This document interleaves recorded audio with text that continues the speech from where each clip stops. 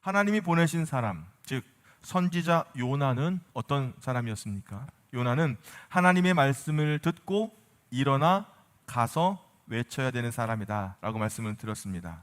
그래서 요나는 나입니다.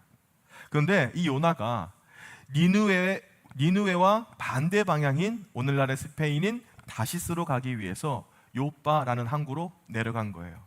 마침 거기서 배를 만나서 또 배로 내려갔어요.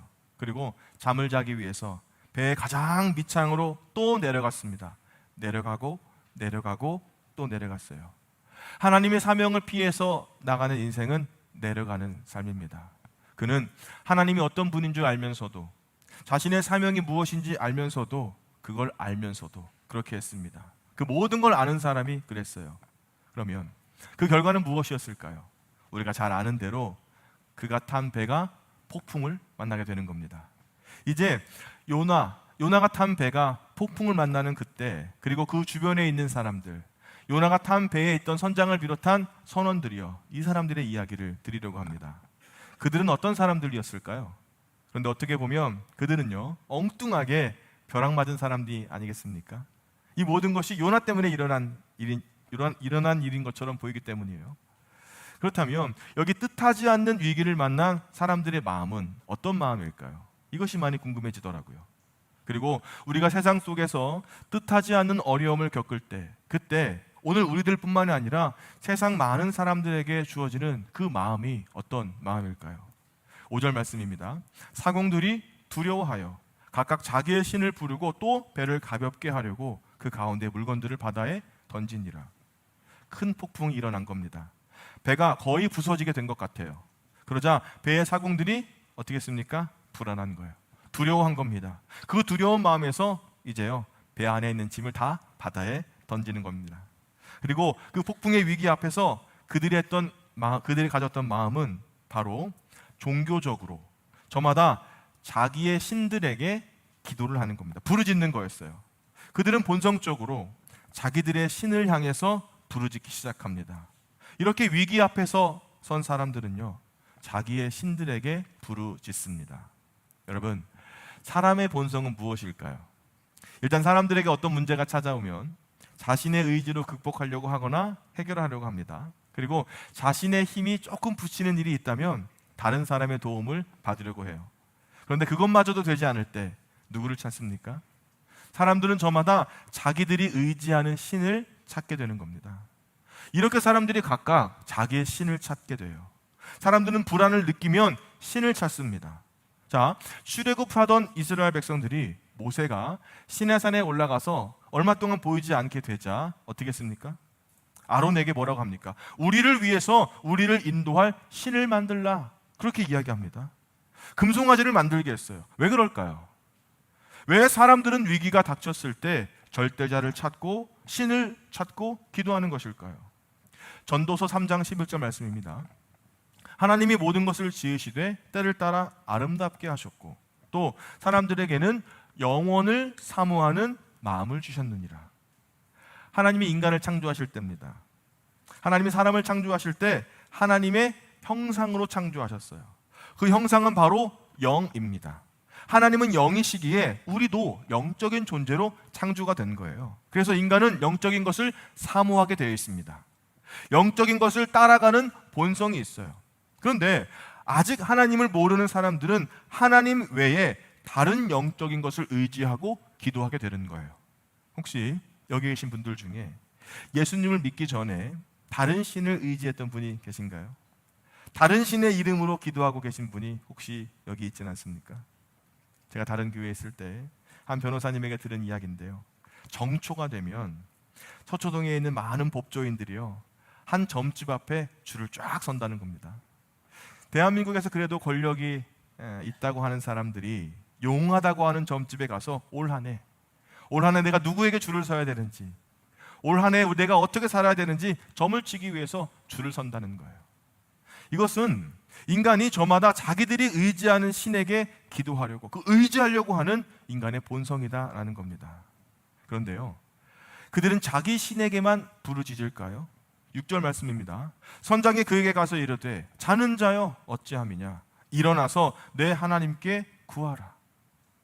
이제 위기를 만난 배의 선장이 배 밑창에서 쿨쿨 잠을 자고 있던 요나를 깨웁니다. 뭐라고 하냐면, 야, 일어나봐라. 일어나서 너의 신에게 좀 부르짖어라. 이렇게 소리를 친 겁니다. 이 선장이 요나가 믿는 하나님을 알았을까요? 그건 모르겠습니다. 그런데 누구나 다 신을 믿고 있을 테니까 너도 좀 기도해서, 만약에 네가 기도해서 네가 믿는 신이 우리를 구해준다면 얼마나 좋겠느냐. 내가 너의 신에게 덕을 좀 보면 안 되겠느냐. 그런데요, 이것은 진정한 신앙의 단계는 아니지 않습니까? 막연히 그냥 도움을 구하는 거예요. 어디 하나라도 걸려라라는 거예요. 잠을 자고 있는 사람을 깨워서라도 그의 신에게 도와주기를 부탁하는 겁니다. 이렇게 위기 앞에 선 사람들은요, 남의 신에게도 도움을 청합니다. 자신의 신에게 도움을 청하다가 안 되면 다른 사람의 신에게라도 도움을 청하려고 하는 것이 종교적인 인간의 모습이에요. 대부분의 인간은 이렇게 맹목적인 종교성을 가지고 있습니다. 어떤 사람이 기도하는데 이렇게 기도했답니다. 석가모니와 알라와 예수님의 이름으로 기도합니다. 왜 이렇게 기도하냐 했더니, 석가모니가 안 되면 알라라도, 알라가 안 되면 예수님이라도 누구 하나 걸릴 것이 아니냐, 이렇게 기도한다는 거예요. 내가 인격적으로 신앙의 대상을 만나고 섬기고 그의 삶을 따라 살아가는 것이 아니라 일종의 종교적인 보험을 드는 것입니다. 혹시 내가 해로운 일이 일어나지 않을까, 내 삶 가운데 위기를 만나면 내가 누구라도 의지해야 되지 않을까라고 하는 것처럼 보험을 드는 것처럼요, 종교를 가지는 겁니다. 이건 어떻습니까? 나는 도무지 맨정신으로 살아갈 수 없어. 이 어려운 시기에 나는 도저히 술을 의지하지 않고는 살아갈 수가 없어.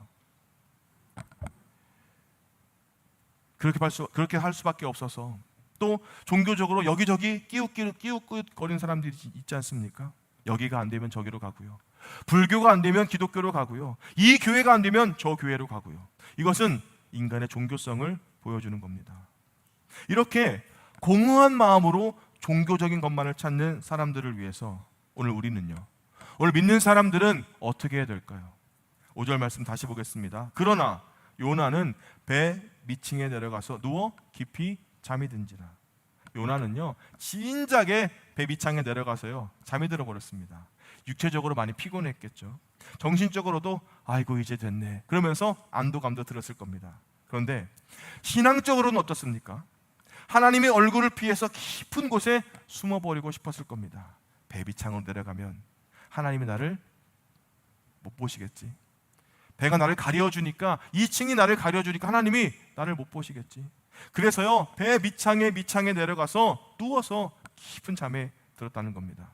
그런데 이런 그를 향해서 선장이 뭐라고 합니까? 6절 말씀, 선장이 그에게 가서 이르되 자는 자여 어찌함이냐, 일어나서 내 하나님께 구해라. 선장이 요나를 뭐라고 하냐면 자는 자라고 이야기합니다.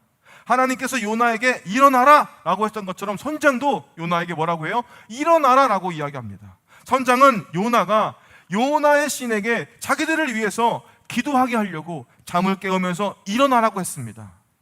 우리는 여기에서요, 오늘 우리를 향해서 일어나라고 하는 하나님의 음성을 들어야 될 줄로 믿습니다.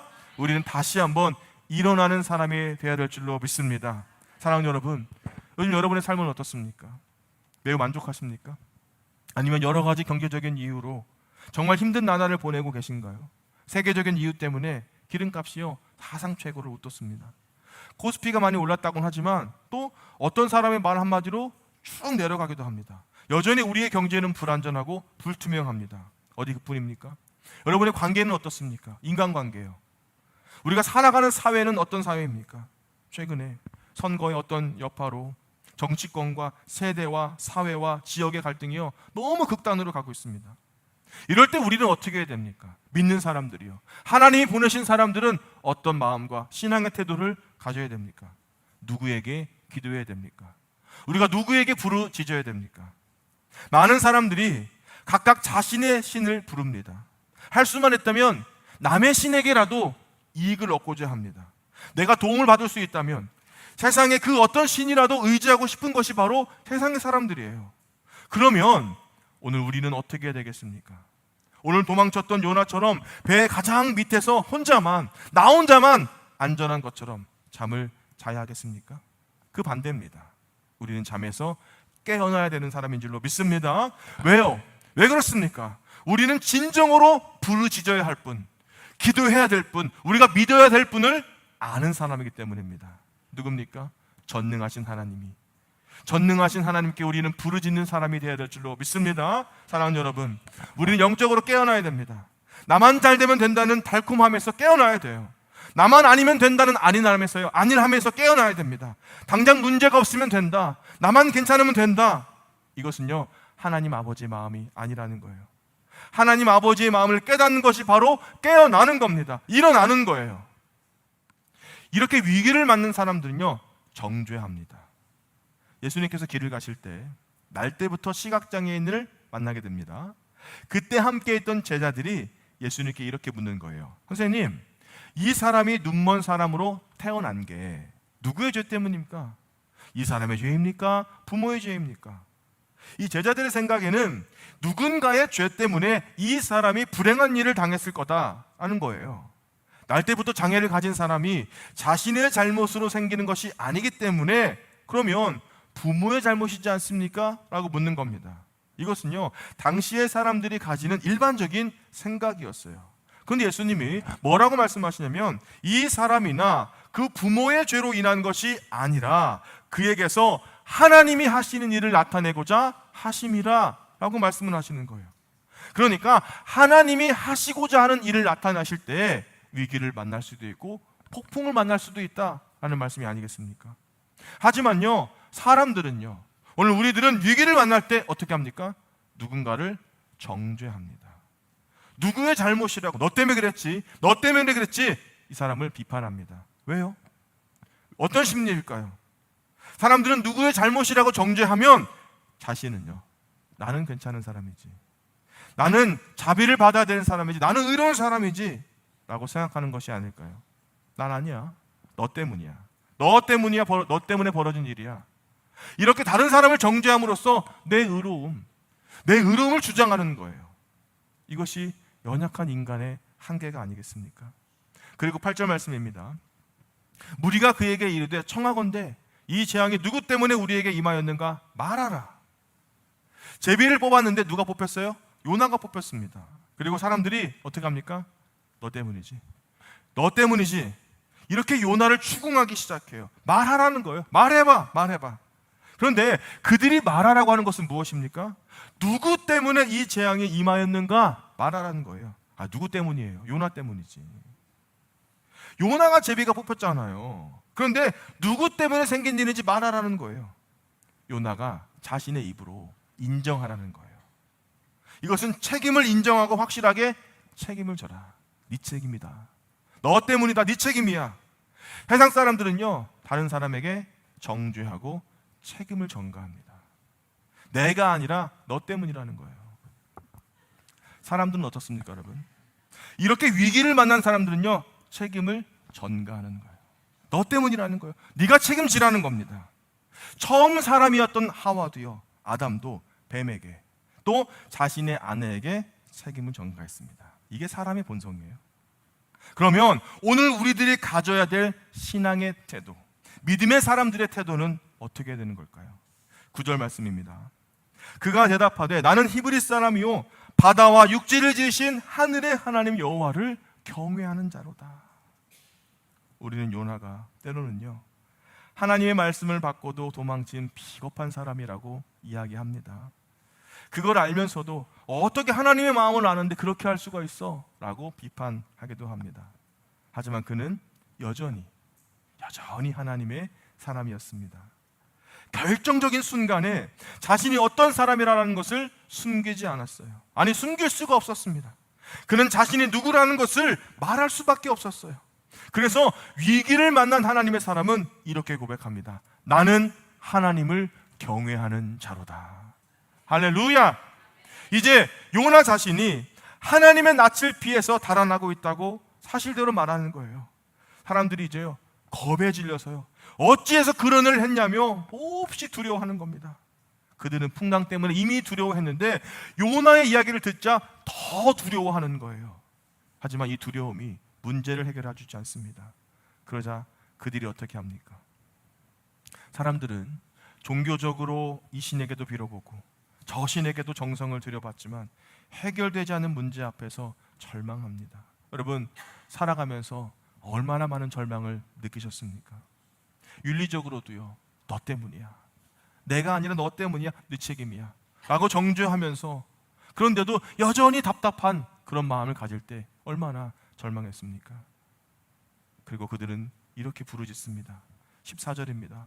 무리가 여호와께 부르짖어 여호와여 구하고 구하오니 이 사람의 생명 때문에 우리를 멸망시키지 마옵소서. 요나가 자신을 들어서 바다에 던지라고 이야기합니다. 이것은 모든 문제의 책임이 나에게 있다, 나에게 있다 하는 것을 인정하고 책임지는 거예요. 요나는 자신의 몸을 사람들에게 맡깁니다. 요나는 기꺼이 책임을 졌어요. 무슨 자로서? 하나님을 경외하는 자로서 책임을 집니다. 이것을 우리가 실천할 수 있는 말로 표현하자면 사랑, 섬김, 희생이 아니겠습니까? 여러분, 책임을 진다고 해서 글자 그대로 장로님들 이제 우리 교회를 책임지기 위해서 이제 마포득에 가서 물에 빠집시다 그러면 따라가는 장로님은 유장로님밖에 없으세요. 그렇게 던지는 게 아닙니다. 몸을 죽이는 건요, 이미 십자가 위에서 예수님이 다 하셨잖아요. 우리는 예수님의 사랑으로 다른 사람을 섬기면 됩니다. 섬김으로 우리는 영혼을 구할 수 있어요. 사랑하는 여러분, 요나는 불순종해서 도망친 사람이 아닙니까? 그런데 요나가 누구라고 했어요? 나라고 했잖아요. 하지만 하나님은 어떤 하나님이십니까? 불순종한 그를 통해서 함께 있는 사람을 신앙으로 초대하시는 하나님이세요.